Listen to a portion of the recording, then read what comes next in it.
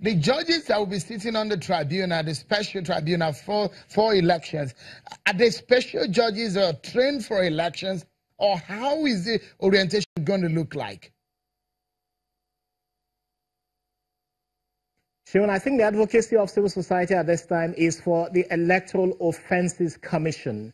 Now, there is also a separate advocacy for an Electoral Offences Tribunal, which we are not advocating for at this time. What we're looking at especially is the Electoral Offences Commission. And we believe that when the Electoral Offences Commission performs its duty, which includes apprehension, investigation and prosecution of electoral offenders, it will send this to the normal courts, and the courts will be constituted in the same way as the normal courts are constituted, and would be able to take on electoral offenses just like they take any other offenses. The courts can decide on their own that they want specific judges assigned electoral offenses as part of their judicial functions, which is the same way as you see judges today take on whether it's matrimonial causes issues or land issues or commercial transactions. But we do not believe that there is a need to create special courts for electoral offenses. What is important is an Electoral Offences Commission that is able to arrest, able to apprehend,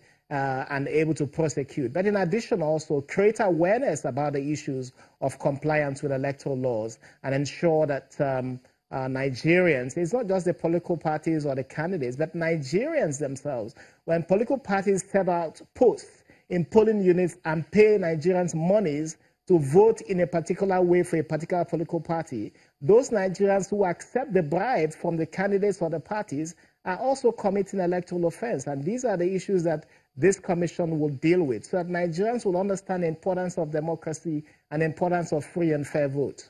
Perhaps we may anchor on this is a possible clash in the institutions. We have the INEC, which is a commission on its own, and we're going to have an Electoral Offences Commission. Do we need to recreate or create another commission, or perhaps thinking that this new commission can be housed under INEC?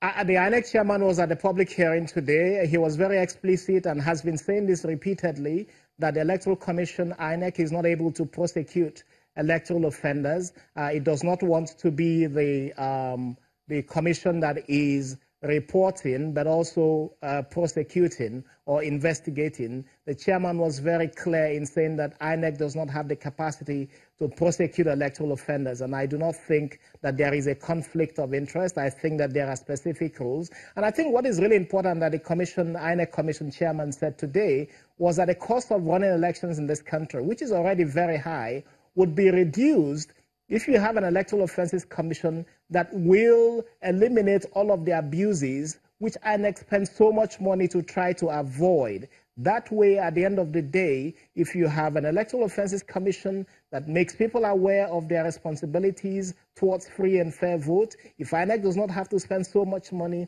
printing currency quality ballot papers and creating the level of security that it needs to carry out elections, then at the end of the day, the country will be spending much less conducting elections. And that would be the value in creating an Electoral Offences Commission. That commission will reduce the cost of elections because it would make people understand the importance of free and fair vote and comply with the requirements of free and fair vote. I think we're out of time now, but I would like a yes or no answer. Do you think this bill will be passed into law for ahead of 2019 election? Do you think it can come to effect for 2019? Yes or no? We expect, yes, that it will come into law. The House has done its job. The Senate, if it works to get this passed in the next few weeks or months before the break in June, it means that there would be a harmonization and then goes to the President's table for assent. So the answer is yes. We expect that there will be an Electoral Offences Commission well within time for the 2019 general elections. Clement Nwankwo, co-convener, Election Situation Room. Thank you so much for your time and some of the expose that you have given to us on the issues of the Electoral Offences Commission. It will be a good news for our elections, I bet you. So we'll take a break, and when we come back, is it true that Governor Rochas Okorocha has endorsed his own son-in-law to succeed him when his term ends? We'll find out all of these controversies when we return after this break, everyone. Join us again.